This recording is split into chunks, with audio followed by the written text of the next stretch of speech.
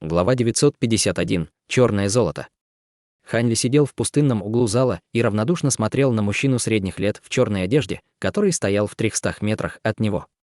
Он держал бледно-желтый кристалл и кратко описывал его. Кристалл куркумы, найденный на обширных пустынях юго-западной границы империи. Его нашли на глубине в 1 километр. Это чрезвычайно прочный материал для создания магических сокровищ земляного элемента, поскольку в нем содержится большое количество духовной ци земляного элемента. Минимальная ставка для этого предмета составляет 8000 духовных камней. Каждая последующая ставка должна увеличиваться не менее, чем на 1000 духовных камней.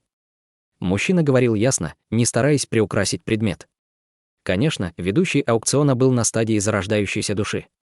Хань Ли заметил, что он был на пике средней стадии, обладая наивысшим уровнем культивации в зале. Принимая во внимание, что у него была аудитория из нескольких сотен культиваторов схожего ранга, подавляющего давления их объединенного духовного чутья было бы достаточно, чтобы тупить любого низкорангового культиватора. Под его руководством на аукционе никто бы не осмелится посоздавать проблемы. Кристалл куркумы, хотя и был хорошим материалом для земляных техник, немногие культиваторы претендовали на него. В конце концов, он был приобретен безымянным культиватором за 12 000 духовных камней. К следующим лотам отнеслись тоже с небольшим интересом. Наблюдая за этим, Хань Ли безразлично откинулся на спинку стула. Поскольку аукцион продлится несколько дней, выставленные в первый день предметы будут не особенно хороши. Хотя эти материалы достаточно были редкие, чтобы привлечь интерес культиваторов зарождающейся души, которые действительно в них нуждались, эти предметы были выставлены для того, чтобы потянуть время, пока на аукционе не соберется достаточно культиваторов. Несколько хороших предметов будут выставлены в конце аукциона, и именно ради этих предметов будут происходить настоящие торги. С этой мыслью Хань Ли не придавал особого внимания аукциону и лениво наблюдал за остальными культиваторами зарождающейся души в зале. Хотя они были лишь небольшой частью пиковых культиваторов, в Великом Цзине они представляли различные силы и фракции империи. Но больше всего его привлекли сидевшие в зале 3 крупных буддийских монахов с блестящими лбами. Один из монахов был довольно худым, в то время как другой был несколько пухлым, а третий имел приятный внешний вид и длинные белые волосы. Все 3 были в серых буддийских одеждах и сидели с опущенными головами.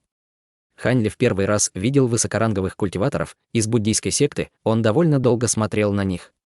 Тот, кто сидел в центре, был старшим среди них и встретился с ним взглядом. Хотя его взгляд казался теплым и умиротворенным, Хань Ли невольно почувствовал, как его сердце задрожало. Старый монах казался довольно проницательным, что было неудивительно, учитывая, что в Великом Цзине буддийские секты соперничали с даосскими и конфуцианскими сектами. Поскольку Хань Ли не желал случайно спровоцировать его, он немедленно отозвал свое духовное чутье и сохранил отстраненное выражение на лице. Взглянув на Хань Ли, старый монах ничуть не изменился в лице, а затем сосредоточился на аукционе. Помимо буддийских монахов, Хань Ли показались странными еще несколько культиваторов. Он начал сравнивать этих культиваторов с ранее полученной информацией о различных силах в Великом Цзине. Хань Ли подумал, что сможет узнать кого-то из них. Время шло медленно, пока каждый из предметов не был продан с аукциона. Как он и ожидал, более редкие предметы стали выставляться ближе к концу, что вызвало волнение у группы ранее незаинтересованных культиваторов. Атмосфера в зале накалялась, поскольку конкуренция за эти сокровища стала жестокой, а цены на торгах стали достигать удивительных цен. В конце концов, если бы культиваторы зарождающейся души упустили возможность приобрести то, что им нужно, другая им, возможно, уже не представится. Кусок черного золота весом 2 килограмма – редкий материал для закаливания инструментов. Стартовая цена – 20 000 духовных камней.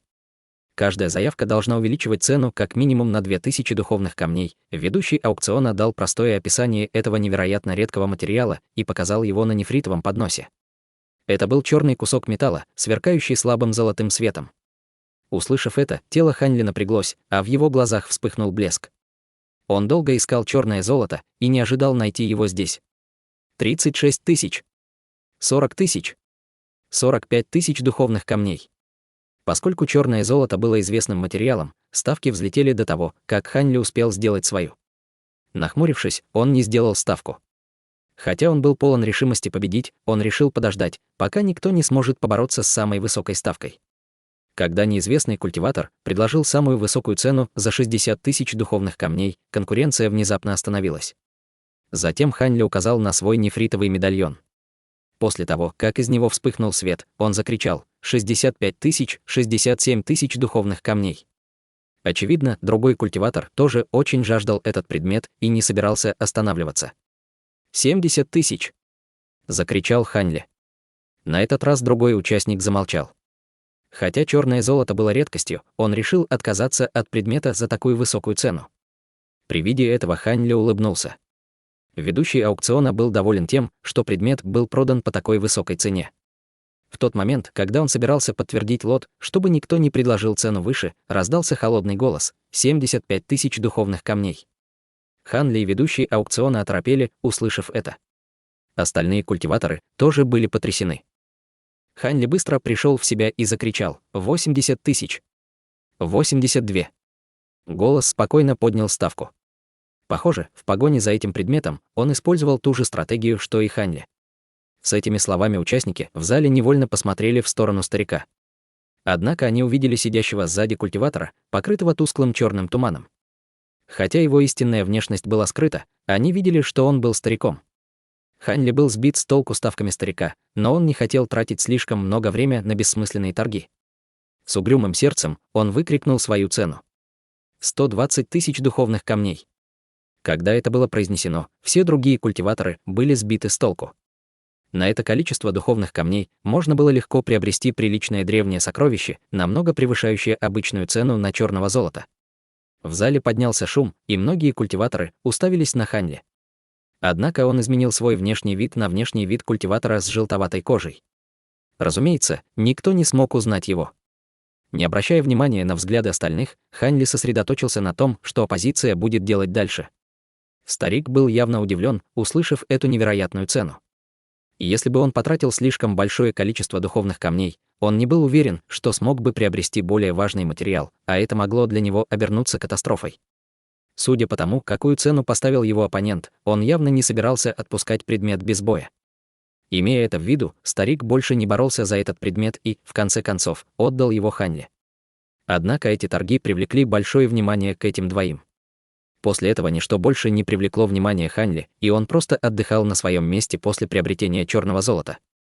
Когда старик увидел еще более редкий материал — огненный песок, он боролся против большой группы культиваторов и в конечном итоге получить его за более 200 тысяч духовных камней. Хотя его расходы были довольно привлекательными, это не значило, что старик потратил больше всего духовных камней на аукционе.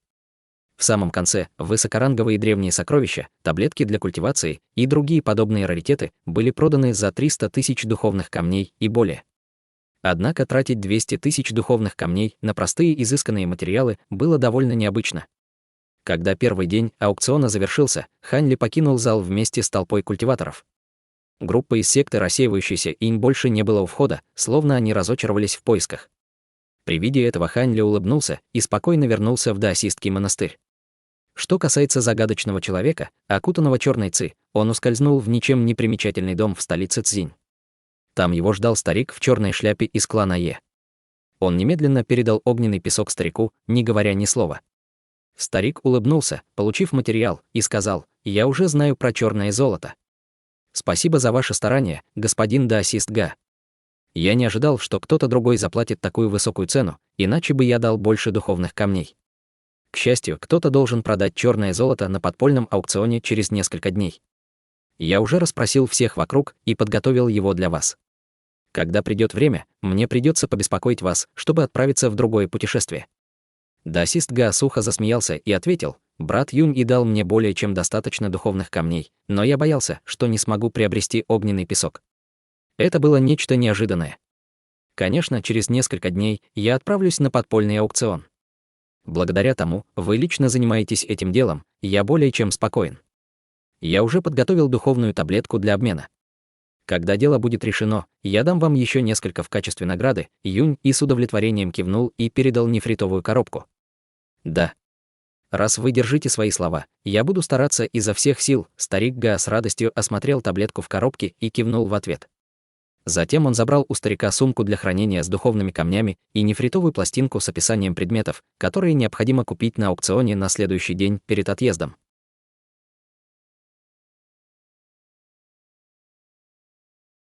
Глава 952. Зеркало чистого звука. Когда Юнь и увидел, как старик Га вышел из здания, его улыбка исчезла. После наступления темноты Юнь и встретился с двумя бродячими культиваторами стадии формирования ядра. Они оба обменяли несколько материалов на награду и счастливо удалились. В последующие дни Хань Ли утром приходил в зал 9 небес для участия в грандиозном аукционе. Поскольку он смог найти то, что хотел, в первый же день, он очень надеялся найти больше. Все было так, как сказал старик Фу, других редких предметов не было, кроме десятков предметов, которые были проданы с аукциона в конце дня. И из них большинство из них были завершенными магическими сокровищами. Кажется, что появление черного золота было счастливой случайностью. Однако сейчас Хань Ли был не на грандиозном аукционе, а вместо этого искал информацию о подпольном. Согласно полученной им информации, первые несколько дней как в подполье, так и на грандиозном аукционе были более и менее одинаковыми, за исключением особого акцента на материалы дьявольского Да.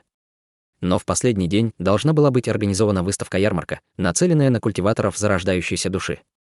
В прошлом редкие предметы часто появлялись именно в эти дни. Вполне возможно, что именно там он найдет материалы, которые ищет. На подпольном аукционе не мог участвовать любой желающий, а только культиваторы, связанные с дьявольским Да или рекомендованные ими. После этого Хань Ли снова обратил свое внимание на грандиозный аукцион. Через несколько дней наступил последний день великого аукциона. К большому удивлению, Хань Ли смог приобрести еще один необходимый ему предмет за более 100 тысяч духовных камней. Вскоре грандиозный аукцион подошел к концу. Хань Ли ушел с остальными культиваторами, но не стал покидать рынок. Он направился в павильон скрытой удачи. Совершенно ни о чем не подозревая, это позволило ему на время избежать катастрофы. Старейшины секты рассеивающейся инь, которые ждали у входа на рынок несколько дней назад, внезапно появились снова. На этот раз вместе со святой парящих небес. В настоящее время святая стояла с маленьким зеркалом, сверкающим серебряным светом, и смотрела на культиваторов, выходящих с рынка. Время от времени она посматривала на зеркало с мрачным выражением лица.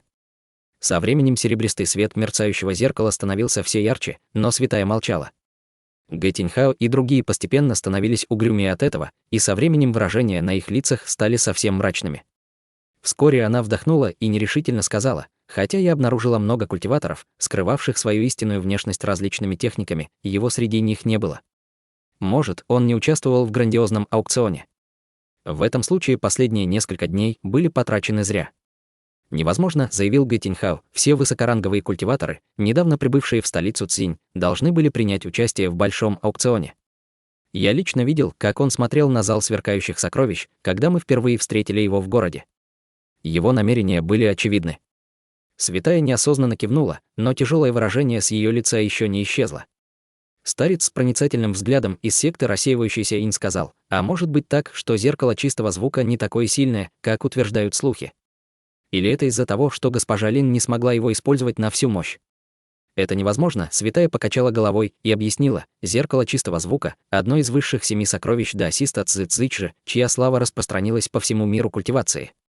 Что касается его усовершенствования, то это своеобразное древнее сокровище нуждается лишь в некоторой доработке для полного использования. Нескольких дней достаточно, чтобы я смогла увидеть истинную внешность эксцентриков. Лишь немногие техники иллюзий смогут противостоять этому зеркалу». Взгляд Гэ Тиньхао мелькнул, и он задумался: вот как. Раз мы не смогли найти его с помощью зеркала чистого звука, значит, у него были причины задержаться на рынке, либо он ушел другим способом. Учитывая великую славу зеркала чистого звука, есть всего несколько иллюзорных техник, на которых оно не срабатывает. Невозможно, чтобы он использовал одну из них. Что касается другой возможности, рынок окружен великой формацией 8 световых пиков, он бы не смог молча прорваться сквозь нее. Скорее всего, он остался на рынке по другим делам. Старик с острым взглядом нерешительно спросил, что планирует делать госпожа Лин. Святая предложила: «Будем начеку. Если он все еще на рынке, ему придется уйти отсюда. Мы также должны послать сообразительных учеников прогуляться внутри и посмотреть, смогут ли они найти его следы». Гэ Тиньхао немного подумал и нашел ее предложение хорошим. Слова госпожи Лин разумны. «Давай подождем до ночи. К тому времени он должен появиться, если он все еще здесь». После этого он поднял руку и выпустил несколько талисманов передачи голоса. Вскоре прибыла группа низкоранговых учеников секты рассеивающейся инь и, получив приказ, исчезла на рынке. Пока эти культиваторы были поражены отсутствием следов Хань Ли, он в это же самое время был на встрече со старейшиной Ваном в павильоне скрытой удачи, раскрыв свою истинную внешность. Старейшина Ван знал об уговоре Хань Ли со стариком Фу, но он не обращал на это внимания. Скорее, он с большим энтузиазмом лично приветствовал Хань Ли в гостевом зале. Хань Ли и старейшина Ван некоторое время болтали, обмениваясь опытом культивации. Когда их разговор подошел к концу, появился старик Фу. При виде их он присоединился без малейшей любезности. Их разговор длился до заката. Затем они переглянулись друг с другом с улыбкой, поскольку все они многому научились в этой беседе. Старик Фу и Хань Ли попрощались со старейшиной Ван и быстро ушли. Не успел Хань Ли выйти, как его лицо стало расплывчатым и мгновенно трансформировалось в незнакомое лицо культиватора желтоватого цвета. Поначалу старик Фу был несколько удивлен, но, похоже, он не возражал. Скорее, настала очередь Хань Ли удивляться. Вместо того, чтобы выходить из выхода на рынок, старик Фу привел Хань Ли в соседнее здание под названием «Исследование очищения духа». При виде этого Хань Ли удивленно спросил: «Брат Фу, это то место?» Исследование очищения духа — это частный бизнес. Хозяин дружит со мной много лет и недавно установил внутри транспортную формацию. Она телепортирует нас на подпольный аукцион. Я уже сообщил, что приду не один. Если я правильно помню, есть ограничения, препятствующие телепортации на рынке. Удивился Хань Ли. Старик Фу усмехнулся и небрежно объяснил: «Не волнуйся, господин Даосист Хань. У моего старого друга хорошая репутация. Он заранее обратился за разрешением на временное исключение. Эта транспортная формация работает всего несколько дней в году, и ней немногие знают». Вот как? Мастером исследования очищения духа был старик со светлой кожей. Его внешность и манеры общения производили странное впечатление на тех, кто говорил с ним. К большему удивлению Хань Ли, этот человек был на самом деле известным великим мастером создания ограничительных заклинаний. Жаль, что у него не было времени продолжить разговор, поскольку он торопился принять участие в подпольном аукционе. Они направились в скрытую комнату и заняли небольшую транспортную формацию. Мгновение спустя они прибыли в ничем не примечательную скрытую пещеру. Телепортировавшись, Хань Ли обнаружил, что они были около горы на юге столицы Цзинь. Едва ли можно было рассмотреть ее огромные стены издалека.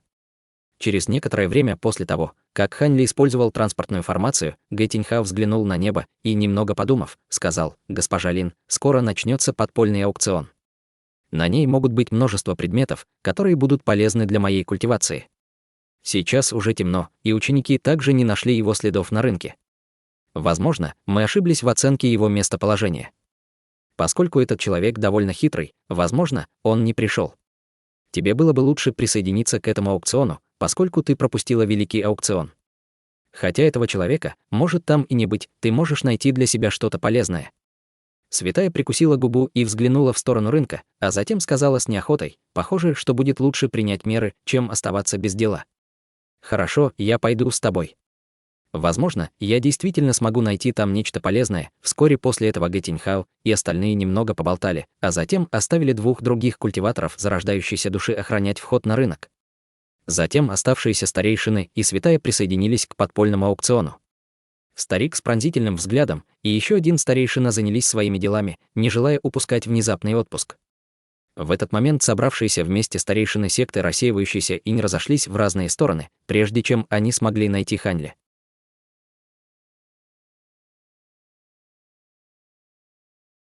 Глава 953. Секта 9 безмятежностей. Вскоре после ухода членов секты рассеивающейся инь из соседнего здания в размытом виде появились два культиватора. Увидев, что на входе никого не осталось, они переговорили друг с другом с помощью голосовых сообщений, а затем последовали за членами секты рассеивающейся инь. Приблизившись ко входу на рынок, они сразу же отправились в разные стороны. Один из них махнул маленьким флагом, и его тело исчезло в облаке пурпурного дыма, преследуя группу Гэ Тиньхао. Другой культиватор пронесся по небу в направлении имперского города. Возле безымянной горы, недалеко от столицы Цзинь, старик Фу с любопытством посмотрел на Хань Ли и сказал: «Ты ни о чем не хочешь спросить?» После телепортации Хань Ли внимательно осмотрел транспортную формацию и, к счастью, не нашел в ней ничего подозрительного. Он спокойно ответил: «Какой смысл? Я несколько озадачен тем, почему брат Фу использовал транспортную формацию, чтобы покинуть рынок, но я уверен, что у тебя есть на то свои причины». Осторожные действия Хань Ли не остались незамеченными стариком Фу, но он совершенно не был рассержен. Скорее, он был вполне удовлетворен его осторожностью. Старик Фу прищурился, а затем загадочно улыбнулся. «По правде говоря, у меня не было особой причины для этого. Я просто получил информацию о том, что на входе в рынок ждали культиваторы секты рассеивающийся инь. Я решил, что, возможно, господин Даосист Хань не захочет с ними встречаться, поэтому я решил использовать телепортацию, чтобы избежать их. Надеюсь, ты не счёл меня слишком навязчивым. Господин Даосист Фу, что ты хочешь этим сказать? Сердце Хань Ли дрогнуло, но ему удалось сохранить внешнее спокойствие. Старик Фу усмехнулся еще более загадочной улыбкой и медленно сказал: «Не нужно беспокоиться. Если бы я действительно хотел причинить тебе вред, я бы устроил здесь засаду». Когда брат Хань стоял перед залом сверкающих сокровищ, разве ты не столкнулся с Гэтиньхао и его членами секты? После минутного молчания Хань Ли ответил: «Я не ожидал, что брат Фу узнает об этом». «Но почему ты мне помог?» «Не думаю, что ты бы стал рисковать оскорбить секту рассеивающийся инь из-за нашего уговора». Старик Фу спокойно заявил: «Рисковать и оскорбить секту рассеивающийся инь? Похоже, брат Хань не знает о моем прошлом. Я старейшина секты 9 безмятежностей.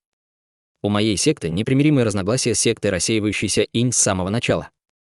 Я только рад помешать им, если появляется такая возможность. Хотя главная причина, по которой я тебе помог, в том, что у меня есть просьба». Услышав, что старик был одним из старейшин секты 9 безмятежностей, Хань Ли слегка встревожился и стал бдительнее. Секта 9 безмятежностей. Кажется, я мог проявить неуважение из-за своего невежества. Я давно наслышан о великой репутации твоей секты. Но зачем такой мощной секте, как ваша, нужна моя помощь? Это личное дело, поэтому я не могу просить их о помощи, сказал старик Фу с улыбкой.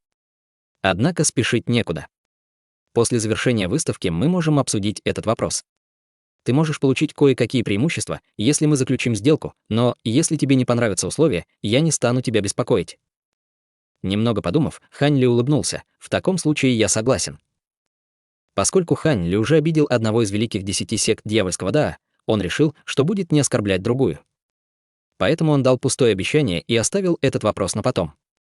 Вижу, что брат Хань тоже прямолинейный человек. Пойдем, выставка не за горами, радостно улыбнулся старик Фу и пошел дальше. Они поспешно добрались до бесплодной горной гряды в 1000 километрах от столицы Цзинь. Сделав круг вокруг одной из бесчисленных гор, они приземлились на поросший мхом каменный утес. Утес выглядел совершенно обычным. Внимание Хань Ли было сосредоточено не на скале, а на его окружении. Он обнаружил, что они были в глубокой заросшей долине. Если бы его не привели сюда, он бы не заметил, что в этом районе были культиваторы. Было ясно, что старик Фу был там раньше. Он небрежно взмахнул рукавом, и оттуда вылетела небольшая пластинка размером с ладонь. Она засверкала белым светом и погрузился в камень. Вскоре поверхность скалы засветилась ослепительно-желтым светом и внезапно исчезла, обнажив огромную пещеру шириной более 30 метров. У входа в пещеру стояли 2 культиватора среднего возраста в зеленых одеждах. Они были культиваторами на поздней стадии формирования ядра, и один из держал пластинку старика Фу. Держащий пластинку поприветствовал их, а затем сказал нейтральным тоном: «Значит, это старейшина Фу. Другой старший мне не знаком. Могу я узнать ваше имя?» Старик Фу посмотрел на него и сказал прямо: «Это господин Даосист Хань, иностранный культиватор. Я лично дал ему рекомендацию, что вы еще хотите проверить. Быстро дайте ему идентификационную табличку, чтобы мы могли присоединиться к выставке». «Хех. Раз старейшина Фу лично рекомендовал вас, проблем нет. Это идентификационная табличка для культиваторов на стадии зарождающейся души. Если старший нарушит какое-либо правило выставки, мы заберем ее обратно. Эта табличка позволит вам принять участие в 4 торговых встречах, хотя вам придется заплатить только за первое. Правила требуют, чтобы вы заплатили 10 тысяч духовных камней за табличку. Культиватор в зеленой одежде вежливо вернул старику Фу нефритовую пластинку, а затем достал другую для Хань Ли. Вот духовные камни. Хотя Хань Ли почувствовал небольшую душевную боль, он с готовностью вынул сумку для хранения с 10 тысяч духовных камней внутри. Пересчитав духовные камни в сумке, культиватор в зеленой одежде улыбнулся и протянул пластинку, на которой было выгравировано число 347. «Вот ваша нефритовая табличка». Хань Ли посмотрел на него и поднял лоб. 347. Столько много людей участвует. Конечно, нет, объяснил другой культиватор в зеленой одежде. Часть старейшин по той или иной причине не сможет посетить выставку. По своему опыту знаю, там будет всего около 200 человек. «А, это все равно довольно много», — кивнул Хань Ли. «Хорошо, нам пора присоединиться к выставке. Если у меня будет возможность, я передам привет твоему мастеру». Сказав это, старик Фу затем повел Хань Ли вглубь пещеры. Когда Хань Ли последовал за ним, он сказал, их уровень культивации не слаб. Судя по твоему тону, кажется, у них один мастер. Старик Фу хмыкнул и спросил, ты знаешь о 4 великих бродячих культиваторах Великой Империи Цинь? Да, конечно.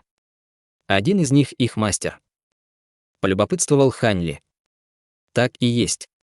Их мастер — даосист Ситянь, обладающий самыми загадочными способностями из всех 4. Он на поздней стадии зарождающейся души уже много лет, хотя уровень его культивации практически неизмерим.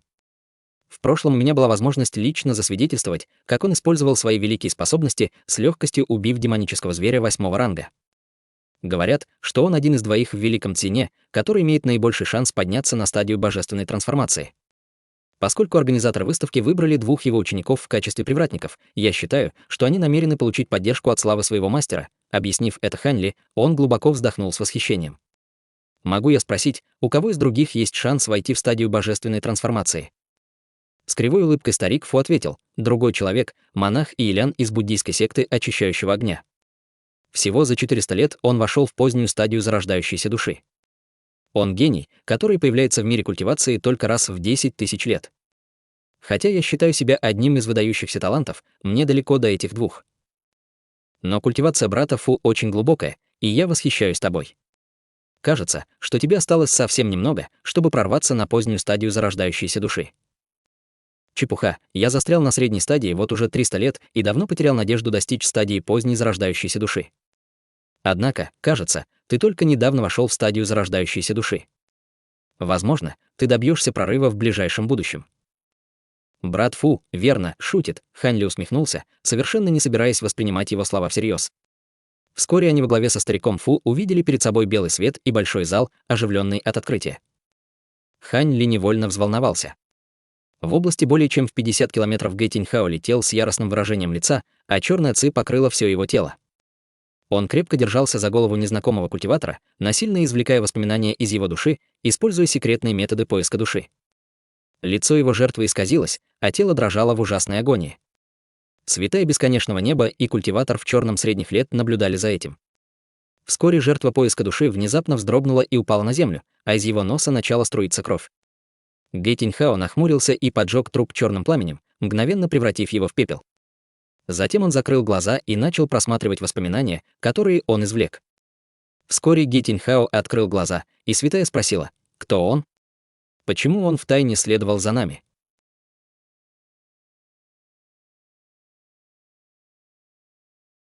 Глава 954. Талисманы и ограничительные формации. Он культиватор из клана Е, сказал Гэ Тиньхао. Клан Е. Императорский клан. Удивилась святая бесконечного неба. Ты знаешь человека, который их послал? Спросил Гэ Тиньхао со странным выражением. Он старейшина клана Е по имени Хань. Этот человек похож на человека, которого мы преследуем. Вот как? Удивленно спросила святая. Это 2 человека. Какое отношение этот человек имеет к клану Е? Гэ Тиньхао торжественно сказал, я не уверен. Человек, на котором я использовал поиск души, был всего лишь бродячим культиватором, завербованным кланом Е. Несмотря на их лицо, они наверняка тесно связаны. В противном случае клан Е не стал отправлять кого-нибудь следить за нами. Если этот человек действительно является старейшиной клана Е, это будет несколько хлопотно. Святая улыбнулась и сказала, императорский клан такой большой. Помнится, что клан Е находится под контролем многих крупных сект, включая твою собственную. Чего тебе бояться? Клан Е необычный клан культиваторов, со вздохом объяснил Гэ Тиньхао. Это потому, что они владеют 7 старейшинами зарождающейся души, не говоря уже о большом количестве бродячих культиваторов, которых они завербовали, и о секретных силах, которые они тайно взрастили. Их истинная сила ничуть не меньше, чем в большой секте культиваторов. Хотя человек, который следовал за нами, не имел высокого уровня культивации, его флаг был исключительно эффективным. Если бы не зеркало чистого звука госпожи Лин, мы бы не смогли его обнаружить. Ничего особенного. Благодаря усилению моего духовного чутья, я смогла слегка ощутить странные колебания ци рядом с нами, как только мы покинули рынок. Мне просто повезло, что я использовала зеркало чистого звука вовремя. Святая уставилась на Гэ Тиньхао и спокойно спросила, как брат Ге планирует решить этот вопрос? Планирует ли твоя секта выполнить соглашение с нашим храмом бесконечного неба? Гэ Тиньхао посмотрел вдаль и усмехнулся. Клан Е может быть могущественным, но моей секте нечего бояться их. Кроме того, это касается древнего сокровища нашей секты, которое передавалось из поколения в поколение, и смерти нашего старейшины. Даже если он действительно старейшина клана Е, наша секта сможет победить его. Госпоже Лин не стоит об этом беспокоиться. Теперь, когда пришло время, давайте отправимся на торговую встречу. Слова брата Ге успокоили меня, кивнула святая. Вскоре трое разорвали небо в виде световых полосок. Незаметно для них, вскоре после того, как они улетели, мерцание черного света появилось поблизости, обнажая лазурного юношу. Он ухмыльнулся, взглянув в направление, куда они полетели. Итак, секта рассеивающийся инь и храм бесконечного неба работают вместе. Это хорошо. Живите до поры до времени, пока вы ищите малыша Ханя. Моя ненависть к нему из-за смерти моей главной души растет. Пробормотав это, юноша расплылся и исчез. Ханьли, покрытый лазурным туман, стоял в зале и иронично усмехнулся. Зал был темным, с 4 сотнями мест, расположенных по кругу вокруг пустого пространства. К его удивлению, когда он собирался войти на торговую встречу, привратник в маске надел на него уникальный талисман, а затем он вошел на простую транспортную формацию. После этого он оказался в тумане зеленого света, стоя в коридоре. Его внешность была полностью скрыта. Затем он быстро осмотрелся вокруг себя и обнаружил в зале несколько десятков культиваторов, которые были также скрыты в тумане разных цветов. Некоторые из них стояли сами по себе. Сдержав любопытство, Ханьли сел в углу зала и начал незаметно высвобождать свое духовное чутье поблизости, желая проверить, сможет ли он увидеть сквозь световой туман. Он был удивлен, обнаружив, что он не смог насильно прорваться сквозь него своим мощным духовным чутьем. Хотя он и не использовал всю свою силу, он рассчитывал, что это не будет иметь большого значения. Не успел он об этом подумать, как он неосознанно пронесся своим духовным чутьем по залу и обнаружил, что находится под влиянием странного заклинания. Хотя оно, казалось, не обладало какими-либо грозными ограничениями, духовная ци, которую оно излучало, соответствовала свету, который скрывал присутствующих культиваторов. Ханьли, опытный как в талисманах, так и в ограничительных заклинаниях, на мгновение задумался, а затем пришел в восторг. Было ясно, что талисман был специально создан для синхронного использования с ограничительной формацией. Нужно было только войти в диапазон формации вместе с талисманом, чтобы активировать его. Тогда, независимо от того, насколько сильным было духовное чутье культиватора, он не мог одолеть ограничительное заклинание.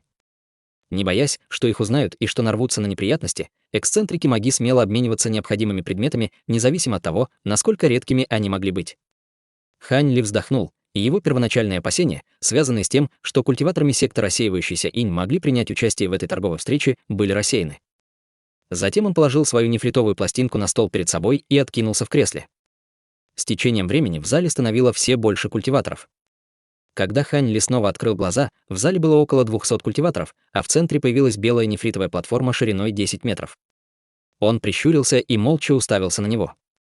Вскоре после этого нефритовый стол засиял ярким светом, а за ним появился белый световой силуэт.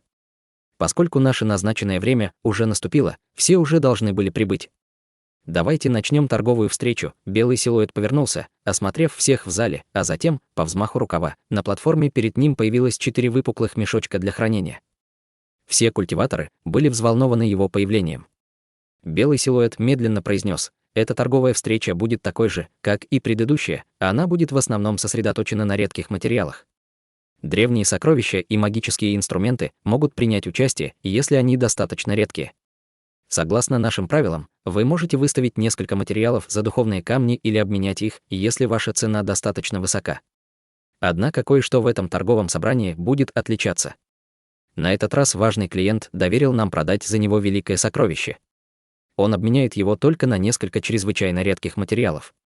Если ни у кого не окажется этих материалов, тогда он готов продать их за духовные камни. Господа даосисты, вам предстоит оценить, сможете ли вы приобрести его». Кто-то из толпы сказал: «Великое сокровище». И на что он хочет обменять это? Материалы, таблетки или магические сокровища? Если есть что-то конкретное, чего он хочет, может, вы скажете нам об этом прямо сейчас. Если мы купим его вслепую, мы обязательно будем сожалеть. Белый силуэт хихикнул и сказал: «Этот предмет трудно описать в терминами смертных. Вы узнаете, что это, когда придет время. Ваши тревоги не обоснованы. Предметы, которые обменивают на это то, что обычные культиваторы никогда не упустят». Его смелый тон заинтересовал культиваторов в зале, но никто не стал задавать никаких дополнительных вопросов. В этот момент силуэт появился за нефритовой платформой и схватил одну из сумок для хранения. По вспышке черного света он вынул нечто, напоминающее финик, сияющую тусклым черным светом. Инский-финик, появившийся в человеческой гробнице в инский год, инский месяц и инский день, что происходит раз в 300 лет. Кроме того, он был очищен призрачной ненавистью с помощью секретной техники в течение 49 дней до его реинкарнации. Финик можно принимать вместо самой таблетки или усовершенствовать в духовную таблетку. Минимальная ставка составляет 100 тысяч духовных камней. Ставка должна увеличиваться минимум на 5000 за раз. Описание предмета шокировало Ханли, он никогда не слышал о таком фрукте. 120 тысяч. 140 тысяч. 145 тысяч духовных камней. В мгновение ока инский финик был продан по невероятной цене. У всех участников торгов был легкий черный туман, показывая, что они культиваторы дьявольского да. В конце концов, инский финик был продан за 190 тысяч духовных камней. Белый силуэт взял духовные камни и выставил на продажу следующий предмет — кусок алого красного металла длиной в полфута, излучающий сильный жар. Кровавое янское железо, закаленное алым солнечным железом и первичными душами 3 культиваторов формирования ядра, использующими огненные элементы. Это редкий материал для закаливания огненных инских сокровищ. Стартовая цена — 150 тысяч духовных камней. Каждая ставка должна увеличиваться на 10 тысяч духовных камней. 180 тысяч духовных камней. 200 тысяч. Ханли вспомнил, что уже слышал об этом материале ранее. Хотя не так много людей делали ставки, было ясно, что все они обладали большими финансовыми ресурсами, и никто из них не хотел упускать этот материал. В конце концов, он был продан по цене 250 тысяч духовных камней. Призрачная трава, периодически появлялись предметы, наполненные злобной ци, и все они обменивались на огромное количество духовных камней, которые намного превосходили то, что было на грандиозном аукционе. Ханли погладил сумку для хранения и криво улыбнулся. Он немного волновался, что ему не хватит духовных камней. Хотя он знал, что может обменять несколько предметов на духовных камней до начала торгов, он не ожидал, что предметы окажутся такими драгоценными. Ставки намного превысили суммы на грандиозном аукционе. Нефритовый каучук. Это мирская духовная древесина, которую можно получить из тысячелетнего нефритового дуба. Ее можно использовать для создания фантастических сокровищ и является идеальным материалом для механических кукол. Минимальная ставка — 120 тысяч духовных камней, и каждая ставка должна увеличиваться на 5000 за раз, 150 тысяч. Когда белый силуэт вынул белый желатиновый объект, Ханли внезапно почувствовал, как молния пронзила его разум, и он без колебаний выкрикнул ставку.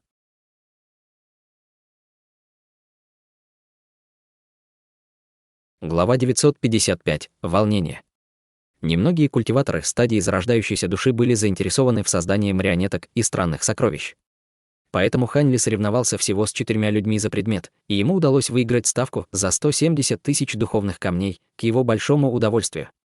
Белый силуэт продолжал выставлять на аукцион больше предметов, и 2 из них также привлекли внимание Ханли, в результате чего он купил один за 190 тысяч, а другой за 300 тысяч духовных камней.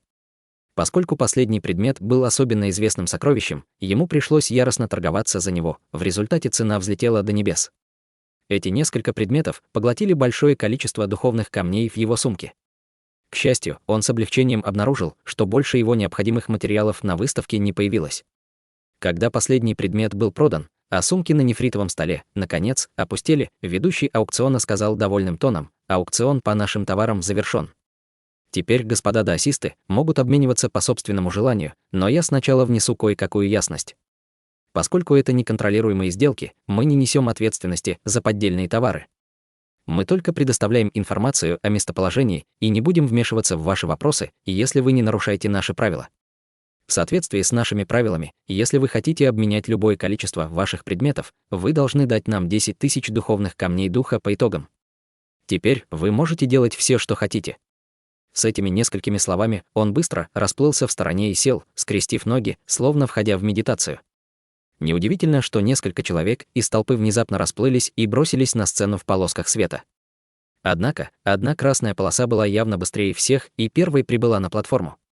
Силуэт красного света быстро соединил ладони и сказал веселым тоном: «Спасибо, что позволили мне выйти первым. Ваша очередь придет». Остальным световым полоскам при виде этого пришлось вернуться на свои места. Ханли улыбнулся, увидев это. Те, кто пошел первым, чтобы обменять свои товары, оказались бы в более удобном положении, поскольку это помешало бы другим приобрести то, что им нужно. Конечно, это относилось только к более распространенным предметам. Было много редких материалов, которые были или не особо желанными. Таким образом, подавляющее большинство культиваторов не станет бороться за право произвести обмен в первую очередь. Поскольку материалы, которых не хватало Ханьли, были более редкими, он не спешил. Красный силуэт достал много редких материалов и хотел обменять их исключительно на таблетки для культивации. Через мгновение ему удалось обменяться большим количеством упомянутых материалов и радостно покинуть сцену. Следующие торги также прошли гладко, и, похоже, культиваторы получили немало. Однако появился желтый силуэт, который пытался обменять сверкающий синий металл на материал ледяного элемента, о котором Ханьли не слышал раньше. Он спросил 3 раза, но не было никого, кто бы принял его предложение. В результате он уныло покинул платформу. Постепенно таких культиваторов становилось все больше, и в итоге несколько десятков человек вышли на сцену, и большинство из них оказались с пустыми руками. Дело было не в том, что предметы не были ценными, но многие считали условия обмена неблагоприятными или не были заинтересованы в этих предметах. Стало ясно, что редкие вещи не всегда легче обменять. Конечно, были и культиваторы, которые хотели приобрести эти материалы, но у них не хватало средств. Они часто договаривались, используя передачу голоса, но большинство встречало холодный отказ. Лишь немногие преуспели, в том числе Ханьли. В его случае это было довольно просто. Он обменял несколько редких тысячелетних духовных растений и несколько высокоранговых демонических ядер на нужный ему материал. Хотя иногда можно было встретить 1 или 2 из них на рынке, они бы никогда не смогли получить такое большое количество за раз. Таким образом, культиватор, немного поколебавшись, согласился на сделку. Помимо этого, Ханьли сумел выменить еще 2 необходимых материала для марионетки на некоторые предметы в своем резерве. Теперь ему не хватало только 2 редчайших материалов. Однако их было так мало, что он не рассчитывал, что обычные эксцентрики будут использовать их для обмена. Монарх расщепления души заговорил с Ханьли: «Малыш Хань, что ты планируешь делать? Если они недостаточно высокого качества, я боюсь, что их не обменяют. Я уже думал об этом. Поскольку большинство культиваторов здесь — культиваторы дьявольского да, разве я не обладаю для них самым востребованным материалом? Ты и правда готов с этим расстаться?» Удивился монарх. «Ничего не поделаешь. Если они не хотят расставаться с этими материалами, но теперь, когда мы собрали все, кроме последних 2 частей, мои усилия не могут быть напрасными. Если марионетка старшего действительно так грозна, как ты говоришь, она того стоит того». Ханьли засмеялся и оглядел комнату. Расстроенный культиватор сошел с платформы, и Ханьли спокойно вышел вперед. Культиваторы в зале обратили на него взгляд, желая увидеть, какие редкие материалы он предложит. Взмахнув рукой, он достал 2 изысканные нефритовые коробки, но не торопился их открывать. Он оглядел зал и сказал хриплым голосом: «Это изысканный материал для драгоценных сокровищ дьявольского да, 2 алмаза дьявольской эссенции. Я обменяю их на элементный нефрит и сверкающий огненный камень». С этими словами он взмахнул рукой, и все коробки открылись, обнажая тусклые черные драгоценные камни размером в несколько дюймов, испускавшие слабую черную ци. Алмазы дьявольской эссенции. Материал, использующийся для закаливания дьявольских мечей. Я правильно расслышал? Невозможно, как такой предмет мог появиться в этом мире. Он настоящий. После того, как Ханьли закончил говорить, в зале разразился шум. Многие культиваторы вскрикнули от удивления. Белый силуэт, который медитировал до этого, неожиданно открыл глаза от изумления, глядя на 2 алмаза дьявольской эссенции перед Ханьли. Честно говоря, я бы не стал обменивать этим предметы, если бы я был культиватором дьявольского да. Что касается подлинности материалом, если у вас есть интересующие меня предметы, я позволю вам осмотреть алмазы. Уверенный тон Ханьли заставил сомневающихся замолчать, и все они спокойно посмотрели на алмазы с различными выражениями. В этом мире редко можно встретить такие драгоценные камни, как элементный нефрит и сверкающий огненный камень, но они были менее ценными, чем алмазы, и делали обмен весьма заманчивым. Вопреки ожиданиям всех, мастер выставки, белый силуэт, неожиданно сказал: «У меня есть сверкающий огненный камень, но, поскольку он слишком дорогой, я не стал выставлять его на тоге. Если мне кто-нибудь принесет этот предмет, вы позволите мне осмотреть алмаз дьявольской эссенции?» Ханьли удивился: «У меня нет причин сомневаться в вас. Вы можете их осмотреть». Белый силуэт кивнул и выпустил полосу огненного света, исчезнувшего в потолке комнаты. Затем он медленно встал и подошел к Ханьли. Когда другие культиваторы услышали их разговор, в зале снова стало шумно, но на этот раз говорили мало. Поскольку белый силуэт был отправлен на выставку, у него, несомненно, был большой опыт. Каждый в зале широко раскрыл глаза, чтобы увидеть, что он определит. Без лишних формальностей белый силуэт ловко взял в руку алмаз дьявольской эссенции и выплюнул нить белого зарождающегося пламени. Когда пламя соприкасалось с черной ци алмаза, пламя было полностью заблокировано от приближения. На его лице появилось волнение, и он сделал руками жест заклинания, усилив зарождающееся пламя и выплюнув шар синей ледяной ци. Ци накрыла алмаз, но не смогла его заморозить. Взгляд белого силуэта замерцал, и он поднес к алмазу палец, вливая в него поток черной дьявольской ци. В результате ци была полностью поглощена, и алмаз не проявил никакой реакции. Это настоящий алмаз дьявольской эссенции.